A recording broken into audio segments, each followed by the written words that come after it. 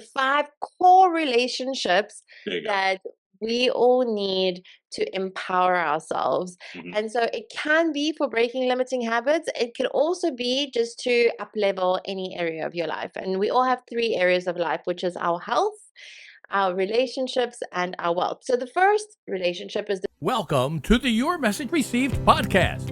And now, taking your message to the finish line, your host, John Duffin. Hey folks, John Duffin here, Duffin Media. Welcome back to another episode of Your Message Received. Your Message Received is the home, the place, the platform to help you find your best, most true, authentic business voice. It's a mouthful, right? Or maybe it's just your best, most true, authentic voice. Get what you want, find what you need, improve your results, create and implement the perfect life, make billions of dollars. At least that's what my guest today said she can guarantee, or maybe not. But you never know, John. You never know. see that? Stick Anna around. Shilina, who just said, you never know, you never know. Anna Shilina is here with us today, folks, who happens to be a human behavioral specialist, a coach, an author, an entrepreneur who helps high performers break free from limiting habits. That sound like you? It sound like me? Maybe. And create deeply trusting and fulfilling relationships. Anna, welcome to the show. Thank you so much, John. I'm so excited to be here today. I'm thrilled that you're here. By the way, folks, this is my first guest from South Africa. So I love the fact that we're really going global. I'll ask you, Anna, what got you to choose to go to South Africa? Oh, great question. So, for anyone who's visited South Africa, you will understand why I stayed. But what But it's got how did you me here? go? Yes, yes, yes. We immigrated when I was very young from Kiev to Cape Town. So I was just 6 years old, couldn't speak any English at all. In fact, when I went to school, the only words that I knew in English were I speak no English. So it was a very steep, harsh learning curve. And so I went to school university in Cape Town. And then after that, I traveled for 14 years. I tried really hard to make other places my home. Bali for 5 years, Barcelona, lived in Mexico, all over Europe, the US as well. And about 4.5 years ago, I came to the conclusion that my heart does belong in Cape Town. My parents are in Cape Town. And it's really become really global. We can do everything from anywhere these days. I still travel for work, and all my clients are in the US, and I work with different time zones. But yeah, Cape Town is just one of those places that you just can't beat. I've heard this, and not from a million people because I don't know a million people that live there. But when I heard the choices of their words, like you, that there's a sense of it. It really creates a home feel fast. So you're a warm weather person, it seems, in terms of some of the places, which does my heart good because that's. There are some of the things that I love. Where are some of the places in the U.S., because I'm biased and I happen to live here, where are some of the places in the U.S. that you touched on that were in the running? I was living in Fort Lauderdale for a while, but I also visited San Francisco, New York, Phoenix, Arizona. I've been to a few places. Vegas, I visited as well. So yeah, I absolutely love going to the States. And like I said, a lot of my friends are in the States Yeah. and businesses in the States. Been to Hawaii a couple times to run a few workshops. So yeah, I love the global side Right. of business these days. You also sound like a very smart person as it regards to your choices and where to go. I know I just said that, but I was going to say even your choices in the U.S. Um, all resonated to me. Like, oh, she gets it. She gets it. You did I see correctly? I just want to make sure that for you, you took your leap in terms of creating this life was ditching a company with 1,000 employees. Did I see that properly? Yes, about 10 years ago, I exited the security guarding company that I had grown, Mhm. and we had about 1,000 employees. We grew month on month. I closed almost every contract in that company and put all the guards on site, and eventually had managers and cars driving around and everything. But it was such a stressful industry to be in. I did not know what I was going to do next. I did not know that consulting and coaching was going to be my next step. Right. I just knew that that career and that industry felt very limiting to me. I wanted something more global, which Mhm. ended up happening. But I have so much just appreciation for that chapter in my life, having to step into that leadership role and learn leadership very quickly at a very young age, and got to write a book about that as well. That was my first book that I published about 10 years ago.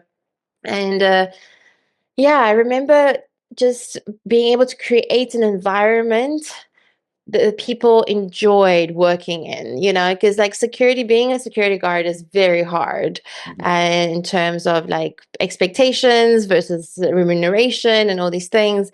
And being able to set that standard that we only accept the cream of the crop. Like we have the best guards and the best staff, and being able to execute on that. And the client service and all of that was amazing, really hard, but really, really amazing.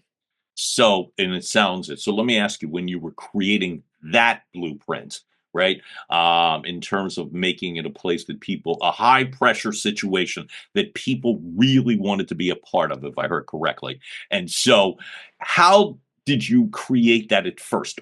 Like the leadership part, is that something that has been always in you, or how did that evolve in terms of knowing even then that that's a blueprint for success? So my very first leadership role, I was fired from because I was completely incompetent when I stepped into my very first leadership role. Surprise, surprise. I think I was like 23, 24 years old, didn't know Right? what I was doing. So Yep. to answer that question, no, it's not innate. But when Mhm. I got this role, I took it very seriously. I read all the books, I spoke to other people.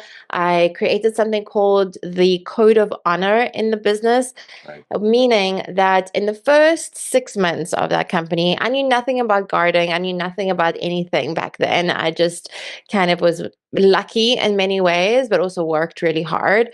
And then in the first 6 months, I ended up getting lots of court cases and people like, leaving, and I made lots of mistakes. And until I implemented something called the Code of Honor, which is when I got all the leadership involved, and they then passed it down of like, okay, how do we conduct ourselves? How do we make the wrong people, quote unquote, wrong, select themselves out? Like those bad apples don't want to be in an environment that doesn't tolerate them. And so we create such a tight ship in terms of like what we tolerate and don't tolerate and our standards as a business, and just constant reminders like we are the best. We only accept the best behavior. We only want the highest quality people, and over like reinforcing that over and over again through many different levels, and obviously it coming from the top, from myself showing up in a certain way and Mhm. having people inspired to follow that. And that's what then led to zero labor law cases after that, and and really like again just creating this energy vortex that the right people were pulled into it, and the wrong people sometimes came in but would be bounced out of it very quickly. So how long did it take for you to be able to there's a culture that's involved, and to me there's a sense of that often takes time. Like you come in and you're implementing this. I'm guessing it was a new system. As you said, there was a lot of court cases and stuff Yeah. that were there in the past. How long do you remember? How long did it take for the culture to stick? The code of honor culture, and can you think of an example of when you knew, "Oh, this is gonna work?" It stuck pretty quickly because it was very much a startup environment, right? Okay. So people had to understand that they were in this type of like, fast-paced startup environment. It wasn't this like slow machine with like just buildings and people who had been there for eons. Like people Right. kind of like got the gist of it from pretty early on. So as soon as we really started like putting the systems in place and reminding each other and reinforcing it, it was a matter of months. And when did I know that it really clicked is when it's it's when oh, I remember this moment. We were Cool. in a meeting, it was a leadership meeting, Right. and I asked my managers to recite back to me why they love the company and what they enjoy about it and what they think, why they think it's different to other security companies, because there's thousands of security companies. I'll never forget that feeling, John, Mm, when my manager looked at me and he just described, he described it better than I ever did. mm, And that's when you know, when your people can recite back to you the culture or the principles or the code of honor that you're trying to implement, when they recite it back to you better than you've ever said it, mhm. then you know it's really landed. See, well, thank you for that because I could feel that. See, like we're all about authenticity here, and how does it get there? And when you were talking about that person describing it back to you in a better way, so to speak, and it's not just the grammatical way or how many bullet points they remember; it's the way that somebody lights up when it takes place, and that's where, for me, there's. I wanted to speak with you today simply because that I think there are people in the world that are here because they help make impossible situations easier. As you said, this you were eventually there was a lot of competition. You get to a point where even though it wasn't that slow rolling bolt, you know what I mean, bolt, it wasn't that you still had a lot of people, and that can work either way. The people can take the lead or somebody else can. So I really acknowledge you for that. I think that's a very, folks, I think that's a very exciting thing to note. And talk to me a little bit, if you would, because I feel like I said again, you have created a blueprint, and I definitely want to come into that. But I would ask you as well too, what either gave you the freedom or the courage or both to take a leap out of something that was now rolling, even though it was high pressure? Why did you feel the need, and why did you take the leap? Oof, you're really taking me back now, John. Yeah, well, that's all right. I love it. I love it. What happened was I took a month off because I was feeling a lot of pressure. So for the first time in 2 years, I'd been building this business for 2 years straight, no Right. breaks, no nothing. And so for the first time, I was like, sure, I need a break. And I took a month off and went traveling to Thailand, Hong Kong, Vietnam, Southeast Asia. No itinerary, no agenda, just, happy go lucky. Mhm. And it just something there at this time I was getting 2 massages a day, in Thailand. Get a massage in the morning and a massage in I the don't know how afternoon. people come home, but I anyway, go don't ahead. How do I exist these days with one Without massage the a yeah, week? I right? don't Where's my even know. massage team? Um, but anyway, go ahead. Exactly. And so I was on this beach getting my second massage of the day, and I was just like, "Man, I have so much potential inside me. I have so many dreams and ideas." I was in this space. I didn't have dependents, right? So I do have to qualify that. Like if someone has like ton of responsibilities and dependents and all of that, like it Mm, makes the equation very, very different. It was just me against me. So if I needed to get a different job yeah. or pivot quickly or somehow create a different source of cash flow, then I could do that. And so I also remember having a meeting with some of the directors of the business, and we had this discussion. If Monday was a color, what color would Monday be? And this director said, "Oh, it'd be black." And I remember thinking, good gosh, I don't Yeah, want to be influenced by someone who thinks that Mondays are black. Like I don't want a lifetime of black Mondays. I'm too young for this. right. I've I have too many dreams, too many aspirations, too much Mm, energy. I want to do too many cool things. And so I really actually looked at, do I want to be with the people that are surrounding me in this business? And they had been in the business longer than I had been. So I was like, do I want to be where they are and feel like every Monday is black? The answer was definitely not.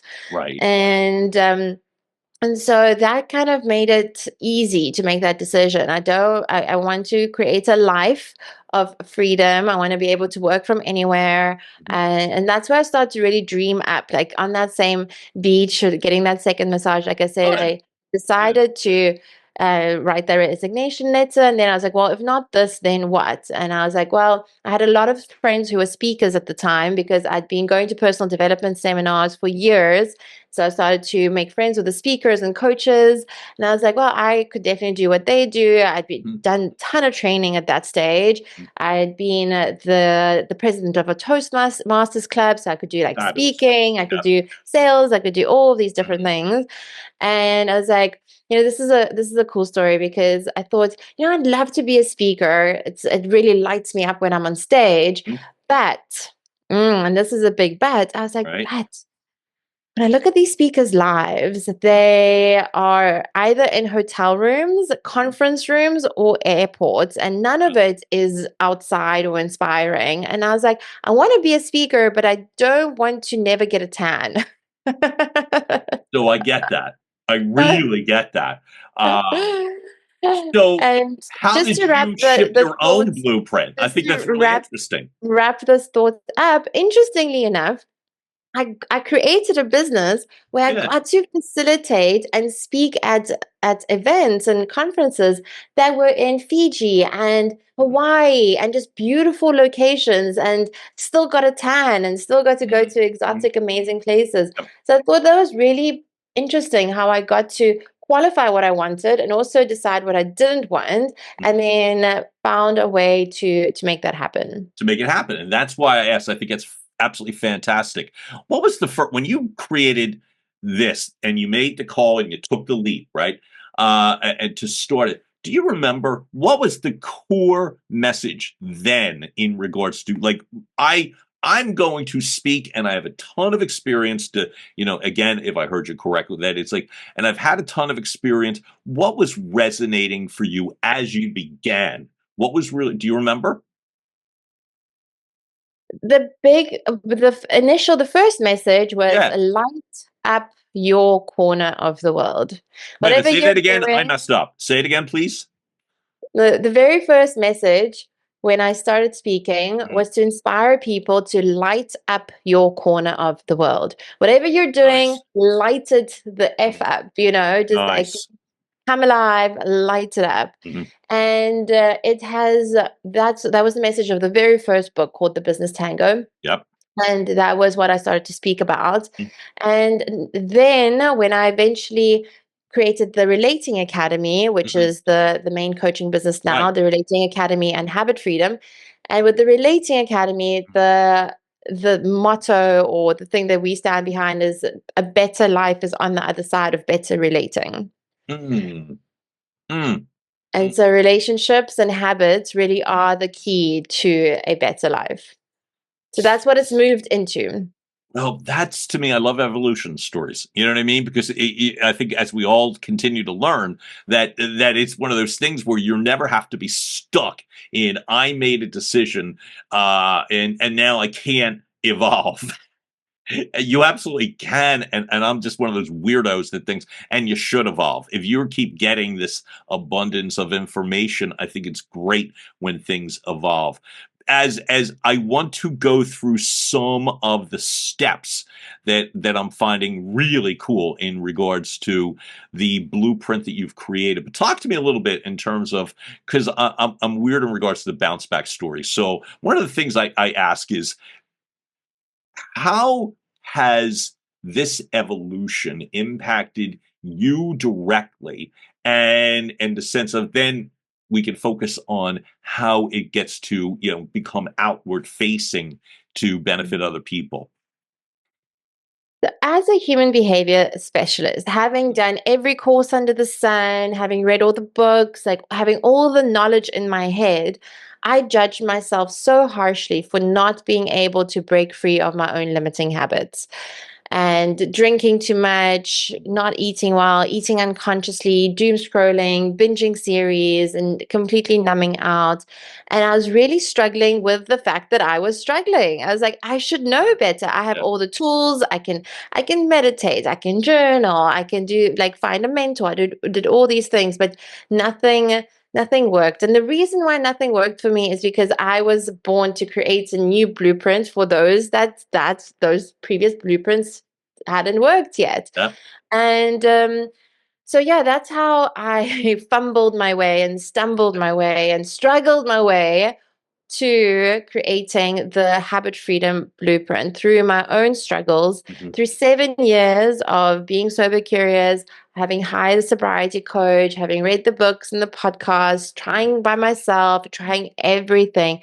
And it didn't stick until I until all the 5 pieces. There's 5 relationships that I talk about Yeah. in the habit freedom book that I'll touch on in a minute. Great. And until all of these 5 relationships really landed for me, Mhm. then I was finally free of all my limiting habits. And I could really live a life. And this is the thing about life.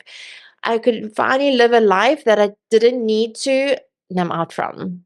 That I was just like Mhm. high on life, right? Mhm. And that, man, it was definitely worth the struggle to get there. I'll tell you that much. So I love that, but and I'm gonna ask you, so the sober curious, and folks, like I said, Anna and I spoke before we went live here, and we both happen to have the gift of being sober. Um, with speaking of taking the leap, you were sober curious for a number of years. Help me understand, what does that mean? That ain't a Oh, judgy question. I just am always curious yes. because I don't Beautiful really know that. question. Right. What does that mean? It means that I had awareness that alcohol wasn't serving me, Mhm. but I didn't have the tools to break free from the limitations of drinking. And I tried by myself. So Right. I was curious Mhm. about sobriety. It really hit me one day when I was living. Here's the thing, like one of the most messed up things is that I was living my dream life at the time, but I should have been so much happier, right? I was living on this beautiful beachfront apartment. I was flying all around the world first class, but I was cosmically lonely, and I was numbing that loneliness with alcohol Mhm. and food. And I remember there was this one, I think it was a Saturday, Right. and I was shaking, withdrawing. I'd Right. been drinking for a few days, and I had no idea how I was going to get through that day without a drink. Mhm. And through some miracle, I made it through that one day. I remember I downloaded a sobriety app where there was a community that we could check in, and I was like, Great. they say one day at a time. When this Mm. one was like 1 minute at a time, type of Yeah. thing. And I remember how difficult that was. And that was about 5 years before I stopped drinking. Mhm. So I have all of these moments of desperation and having, okay, this is day one, and then another day one, and then another day one. Mhm. John, I'll create these videos on my phone, Mhm. and they were called Anna, please stop drinking, or please don't drink. So I would like try to dissuade myself from drinking if I ever had the urge. And eventually all of the things that I tried did click into place, and they worked. But just Got to it. illustrate Mhm. that the sober curious journey was just about trying lots of different Mhm. things, failing many times. It was also me trying to do it in secret because I still had a lot of shame Mhm. around. I was like, I should be smarter than this. How did I let myself end up in this situation? Mhm. And I'm still relatively young. So doesn't this happen to older people? Like, Right. I had all of these Mhm. judgments on myself and shame. And now I look back at it and I'm like, thank goodness that happened when I was so young, because the worst problem that someone can have is the one that's not quite big enough to solve. Like it's just this problem that persists for years and years and decades, but it's not big enough for you to do anything about, right? It's like getting like a little bit more out of shape each year, Mhm. but you're not feeling so disgusted with yourself or so Hopeless. unhealthy and or hopeless or helpless and all those things. And so I find I was very lucky that I got to go Mm. so deep into the rabbit hole of addiction and of the, the other day someone asked me, so did you have a alcohol problem? And I said, no, no, no, I had an alcohol solution. Alcohol was my solution to Uh-huh. all the problems that I had. See, that's exactly. It was very recent. I heard Miley Cyrus describe something fairly similar in regards to what she was going through. She no, it's not the alcohol. That's that part's fine. It's what I do about 3 hours in, and so I love the fact that it's a reminder that there are so many different ways. Like I said, we both in this, folks, get to share the gift and you come from different directions. I think it's great that you came in younger. I don't mean that to, again, judgy or, it's more of a case where it's like you get to live more of your life, and that part's wonderful. So I love the fact that you were able to take that leap and break free. So I am fascinated with the sense of the ability for you to be able to create and describe and demonstrate the ability to walk through steps. And folks, know this is not going to be 5 AA steps that we're talking about. We're talking about this course of, I'm calling them the 5 relationship steps. Yeah. But Anna, you're like, I want to focus on this because I really do believe that there are solutions to a lot of things, and I would love to hear a little more, even if we lead with the relationship with discomfort, if you don't mind. Yes, so it's the 5 core relationships There you go. that we all need to empower ourselves. Hmm. And so it can be for breaking limiting habits. It can also be just to up-level any area of your life. And we all have 3 areas of life, which is our health, our relationships, and our wealth. So the first relationship is the relationship with discomfort. Hmm. And I don't think I have to tell you that we are living through a comfort crisis, right? Like every comfort that Right. you could want is at your fingertips. And so human beings, being the efficient beings that we are, we get lazy. So we Hmm. actually have to create the relationship with discomfort and choose the discomfort that's going to get us closer to our goals. Because Hmm. I don't know if you know this, but you're going to have discomfort either way. So I had discomfort of the drinking, and then I had the discomfort of stopping drinking, right? Hmm. And so which of the discomforts did I want to choose? But at the time, I wasn't conscious that I was choosing the discomfort of Hmm. the drinking, of the numbing out, of the hangovers, and all these Hmm. things.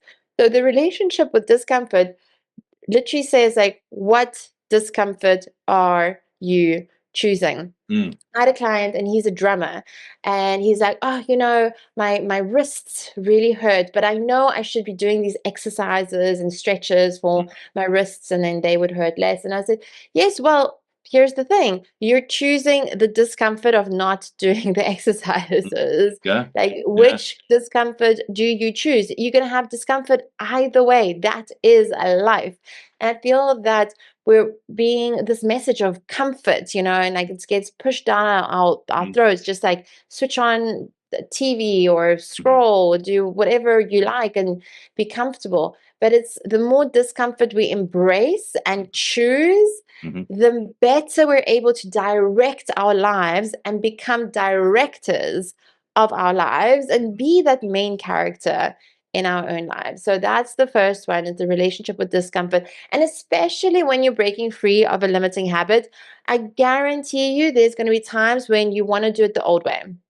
Right, Got the it. craving sets in, and because we have this blueprint, and when we break a blueprint, it's going to want to call us back. And so there's going to be that discomfort of, if I'm quitting sugar, for example. Oh, I used to have sugar at 3 p.m. and now I want the sugar. Well, there's going to be discomfort, and if I anticipate the discomfort and I choose the discomfort of not Hmm. giving into that craving, then I choose the discomfort of becoming the new me. And And that's how you direct your life. I'm grateful for that. I want to ask you something.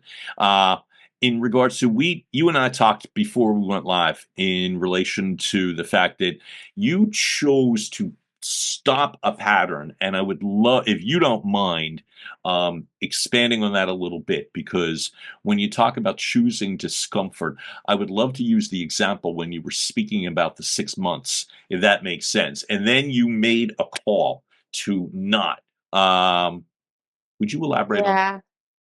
I was sharing that in terms of a bounce back story, that? and Right. There you I go. Right. recently I recently was at gym, and I was like working out really hard, and I was teleported back to a time when I was bedridden with depression for 6 months. I Mhm. was living in Bali at the time, and I was like, it was so fascinating to me to reconcile that I'm the same person that couldn't get out of bed, and now I'm working out really hard a few times a week at the gym, and I love it. And so and I remember being in that desperate state Mhm. and desperately looking for examples of people who'd also been in very dark places Mhm. and had gotten to the other side. And I would just find any stories and any examples, and because that would give me hope. I didn't know how I was going to get out of that darkness and that depression. But I'm so grateful that I got to experience it, and I'm so grateful to see like what's possible on the other side. Mhm. Thank you. And I'm just going to say what I find fascinating about that is not just the length of time, because if you're on the other side, 6 months sounds like a really long period of time, because it Yeah. can be. But where you were, and that to me, I'm only harping on it in a sense of readiness, that I've spoken with people, clients, and audience and stuff, where they talk about being, I'm not ready to make these moves, and sometimes I think the illusion is like if you're in a really dark place and it's in a really sad location, and you feel trapped, and you're in Bali, right? Yes. So it can happen anywhere. That's the only reason Yeah. I'm bringing that to light. You're in Bali, which is like this one of these bucket list places, and Yeah. it still found you. So I think that sense of getting to the other side is something that you just want to make sure that you're continually looking out for, because it can happen anywhere. Thank God that there are solutions, but it can happen anywhere. So Yeah. you then continue with talking about relationship with the light, and I can't think of a better Yeah. way to phrase that. Consider you're in Bali, you get up and you roll out, and again you're in Bali. So anyhow, what does that mean? Relationship with the light. John, I tried very hard to find a different word Ah, for relationship with the light, but basically it's the things that light us up. It's mm, joy, it's gratitude, it's love, mm, it's awe, it's nature, it's connection, it's mhm, music, it's creativity. I've bucketed all of those things as the light, when in contrast, the darkness is mhm, not being able to get out of bed, mm. or, being at the bottom of a bottle after Sure. bottle after bottle. Yeah. And so how that came about, Mm, this relationship with the light, is because I started to get really good with the relationship with discomfort. I would white mhm. There you knuckle and I'd Yeah. do days and weeks Mhm, and months. And then something would happen in my life. I'd be mhm, stressed, or some event would happen, and I'd crack and I'd go right back to the old pattern, mhm, the old habits. And the reason why that would happen is because nature abhors a vacuum. So I hadn't filled my life with things that light me up. All I did was just grab onto the discomfort, and was good at the discomfort. So having both sides, being good at discomfort mhm, and also then filling my life with things that light me up, mhm. that is when it really clicked. And then the numbing habits didn't have a place anymore. And Ah, I could just be mhm, free of them, because when do I have time to drink anymore? Like, I have so many mhm. things that light me up, Yeah. and so many things that I'm grateful for. So that's what the relationship with the light is all about. That's awesome, and I can feel that as well. You then, like I said, when you talk about the relationship with the now, And I do want to touch on that only in the sense that my understanding of you talking about doing the hard thing now. Talk to me about that, please. The relationship with the now is the third relationship. So I don't know if you're familiar with the book, The Power of Now. Yes. In The Power of Now, it's very clear that problems only exist outside of the now. If Mhm, we get better at being completely present now, mhm, that's where our potential lies, our power lies, and our peace lies, mhm. and our connection to ourselves and something greater, if that's what we want. Yeah. It's all in the now. And the thing is that we're so distracted from the now, the notifications, it's easy to scroll it away and all these things, and we're worrying about the future or sad about the past. Yep. But if we are really wake up to the now and practice being present with each other, Mm, with the present moment, that is a superpower in its own. Here's the thing with my relationship with the now. I learned to escape the now at a very young age. I had a household where there was a lot of conflict. We were an immigrant family. My mhm, parents worked very hard. It was very hard for them. They had two young kids, myself and my sister, and there was just a lot of stress and conflict in the house. So my first escape wasn't a unhealthy one. It was mhm, academia. So I just learned to escape into books and write tests really well, mhm, right? But that was my escape from any kind of difficult emotion or any, like, it just felt the present moment didn't mhm, feel safe and it didn't feel pleasant or pleasurable. And so when drinking eventually came into my life, that started to be my superpower. And now my superpower is being in the present moment. mm. What a gift. What a gift. It's when you start to combine and not just sequence, but like laying this blueprint for others. And you talk about like not the comparison, but you talk about the relationship with self and the relate and going to the relationship with others. And to me, it wouldn't be right if we didn't focus on those a little bit because I really do believe as an outward facing thing that these are paramount. So I would love to touch on both of them if you don't mind. Within each one of us, there are three selves. So there's the present moment self, which is both a witness to what's going on and an active participant. Then there's also the inner child, and there's many different versions of the inner child, Mm, and there's also the inner oracle. And so how I see that is just like when we can tap into the inner child and reparent the inner child, go back to mhm, situations that were difficult and give that inner child what we needed at the time. mhm, For me, for example, with very busy parents, I desperately needed and wanted attention. So now sometimes when my inner child kicks up a storm and wants attention, then I yeah. need to give my inner child that attention. Or there was other times where that my inner child really needed help and support that she didn't get. So now as an adult, I get to reparent that inner child and give her that attention, that help and support that she was looking for. Now, just like we can tap into the inner child because the Yep. past, present, and future are all coexisting. Mhm. Then we can also tap into the wiser, older version of ourselves, Okay. right?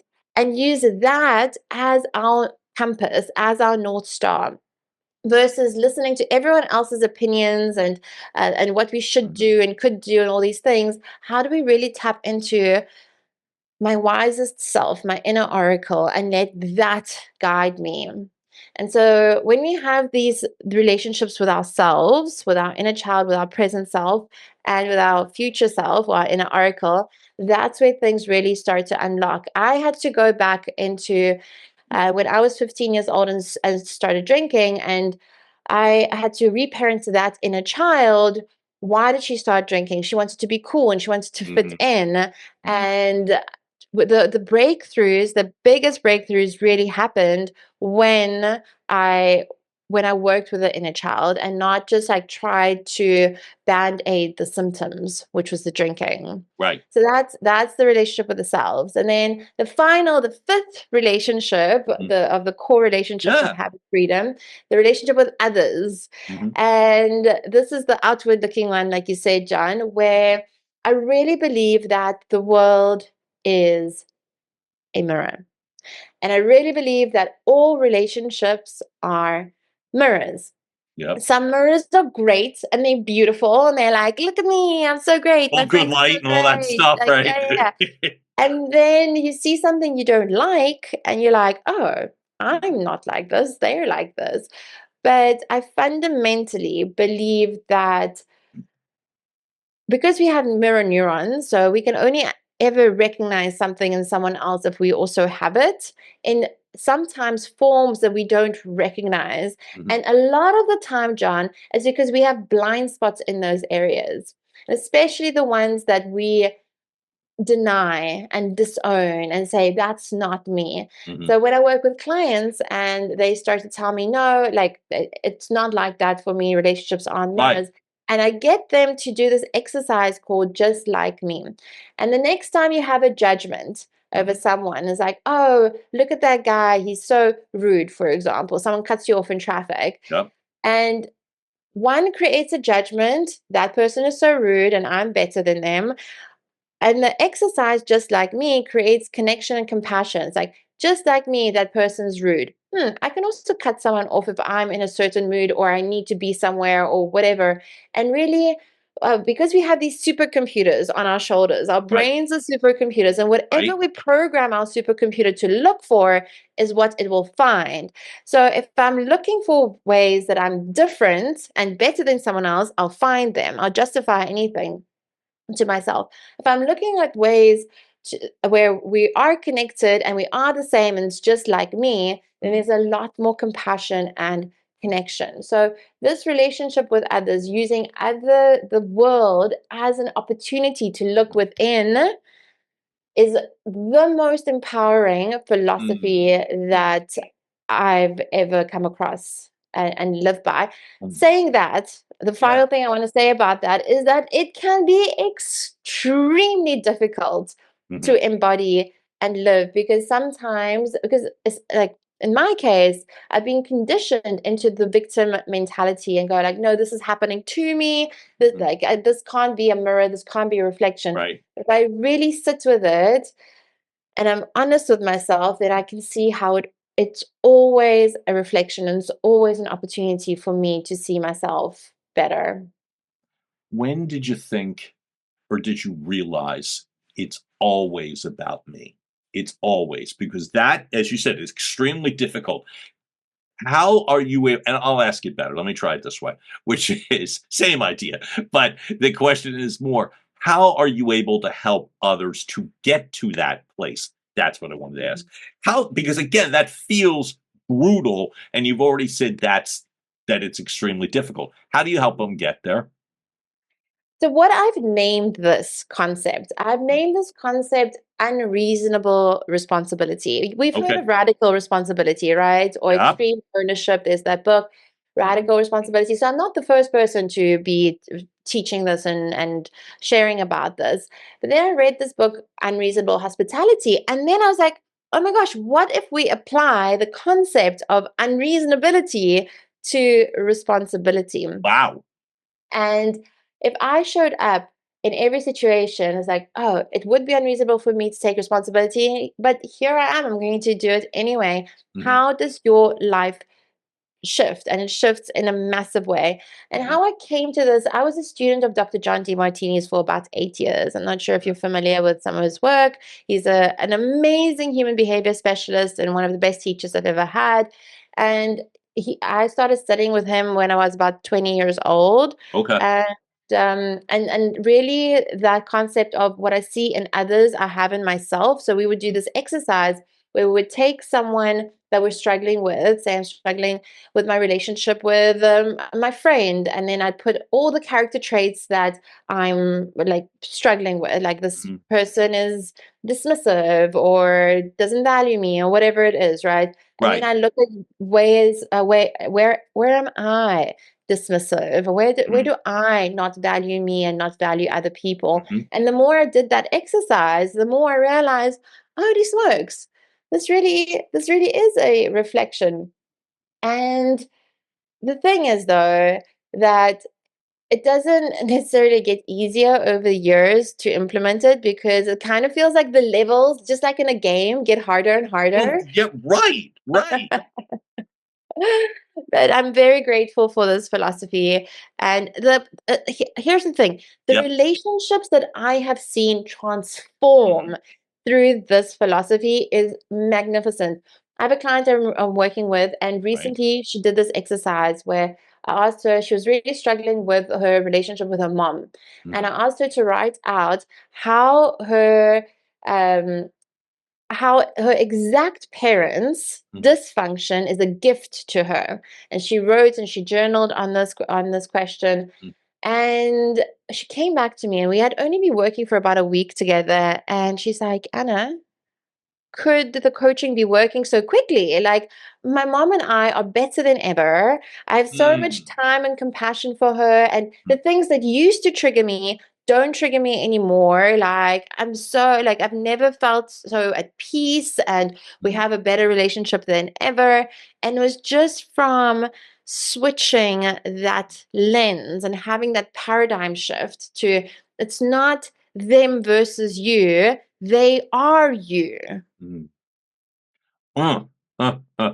So, and you talk about having things happen quickly.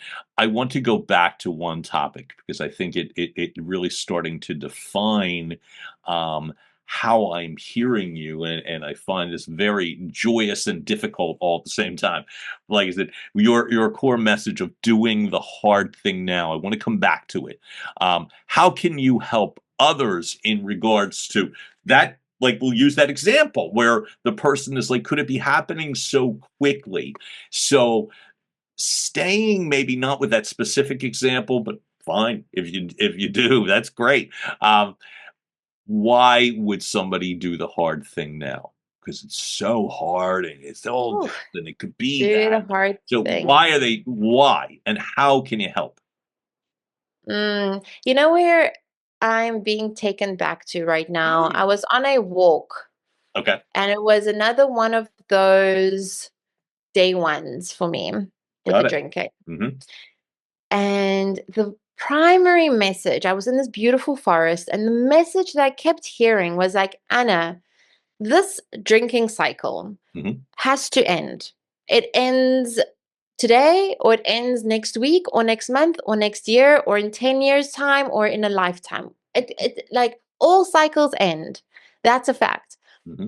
And you can either struggle and continue to struggle, and it can end in a year or 10 years, but then where are you going to be? Your health is going to be worse off, your finances are going to be worse off, your relationships are going to be worse off, even worse off than now. Because listen, John, I burned everything to the ground with that habit. Like, Right? it's a, Okay, got it, and so rebuilt. I thank you. yes, definitely. And and so understanding that all cycles come to an end, Mhm. and either it's going to end today or tomorrow. But here's the kicker. We keep thinking that tomorrow's gets easier. But it's impossible for tomorrow to get easier, because if I give into the limiting habit today, then I'm reinforcing that neural pathway of that limiting habit. If I Mhm. want to build the muscle in my mind of the freedom, of the habit freedom, freedom from this habit, Mm. then Mhm. I need to do it. Well, today is the easiest, because if I do it tomorrow, then that neural pathway of the limiting habit is reinforced. So there's no world in which it gets easier tomorrow. So choosing your hard, right? We talked about choosing your discomfort, and you'll find plenty of things on the internet these days about choose your hard. Going to Yup. gym is hard. Saying, 75 hard and all those other, yeah, right?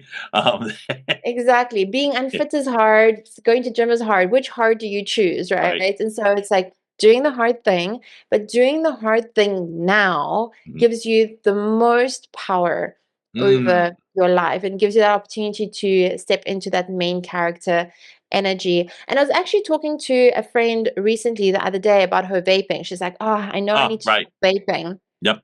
Like, babe, you really do. You either have to stop it today, or in a week, or a month, or a year from now. So it's like in a day, a week, or a year from now, it's not going to be easier. I Mhm. guarantee you it's going to Mhm. be harder. Do you want to do it today or later? Mhm. Here's the thing that does happen, that the pain of that habit increases. So for example, all of a sudden you get sick, that you have to stop the vaping or you have to eat less sugar, whatever it is, Whatever. right? Right. And Right. so the pain gets higher. And so it seems like it's easier, but it's not easier. It's never easier tomorrow, because today is the easiest that it will ever get. And that's why when you read the Habit Freedom book, right Mhm. up front, it says if there's one message that you receive from this book, it's do the hard thing now. Powerful way to roll. And I'll ask you one more question for the moment, just for the moment, which is this. How do you define authenticity as you see it in yourself? I wanted to go. It's not the oracle person yet. It's the one, like I said. It's the self that's in the present. How do you see authentic now in terms of how it's manifesting in your life? And the second part is, and how do you recognize it in others? I'll start with the second part. The only Sure. way to recognize it in others is to be it yourself. Mm, great. People Yep. come to me and they ask me, how do I upgrade my peer group? How do I get better friends? I look around at everyone's drinking and smoking and I hate it and I don't want to be that. I want to do Mhm. something else. And I was like, well, babe, break free of your limiting habits, or bro, right? Like when you break free Yep. from I your love that. limiting habits and Yep. create that space, Mhm. then you'll be able to recognize other people who are also honoring themselves and love values of health and fitness and vitality and all of that. And so the fastest way to recognize in others is to be it yourself. And authenticity, at the end of the day, Mhm.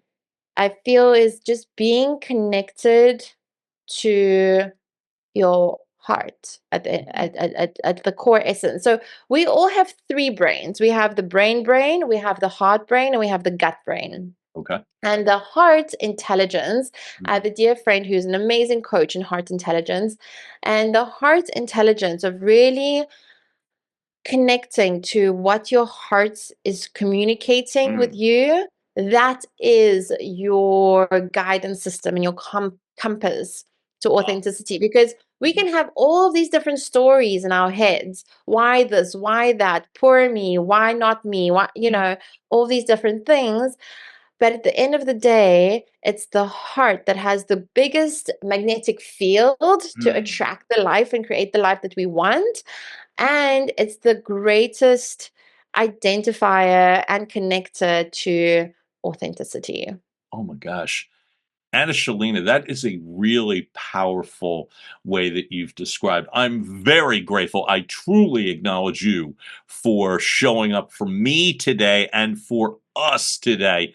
Now, to make it easy, folks, you will see in the link in the bio, relatingacademy.com, the book, Habit Freedom. The link will be there as well, too. And where is there anywhere else, or are they our strongest spots in terms of finding you to learn more? Yes, absolutely. I welcome DMs on Instagram at Anna Shilina. And Mhm. then, like you said, the book is at habitfreedom.com. Love the way you said I welcome DM. I think that's great. So, Anna, thank you again for showing up. A really, really uh, heartfelt, a heart-centered episode. So I acknowledge you completely. Thanks for being here. Thank you, John. I had a great time on today. Thank you. Thank you. And folks, you've just heard another episode of Your Message Received. Keep liking, watching, listening, sharing, subscribing, all that sort of thing. You know what to do. And we will keep coming back with more and more timely, relevant, fun content. John Duffin here with Duffin Media. Have a great rest of the day, and we will talk soon. Bye. And now, making its way across the finish line, Your Message Received has been a production of Duffin Media.